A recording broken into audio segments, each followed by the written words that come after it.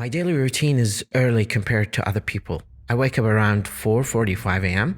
I wake up at 4:45 because I need to do my prayers and prepare to go to work to avoid the big hassle of traffic.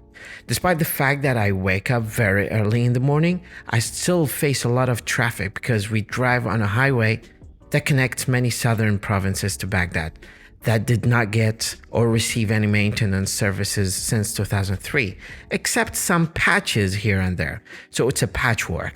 The highway is not paved well, and there are so many bumps on the road that just make the drive snail slow most of the time.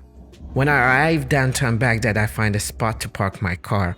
After that, I head to the cafeteria to drink my coffee and start my work.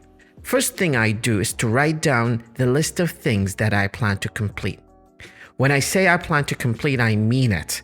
There are so many things on my plate, and trying to complete all is a far-fetching goal. However, I stick to the achievable items. I respond to emails, messages, and start planning the lesson plan that I intend to conduct on my students. I also finalize the lesson plans that I have for the English training workshops I have in Baghdad. In the meantime, my latte will be ready to be drunk. By the way, do you know how latte is made? Let me walk you quickly through the process.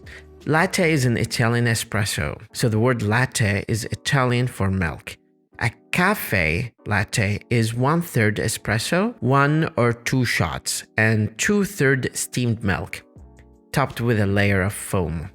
After that, I start my drive again to work. My work is in the vicinity of the cafe. Starting my teaching classes is the best part of my day. I prepare my lessons and then teach until 5 p.m.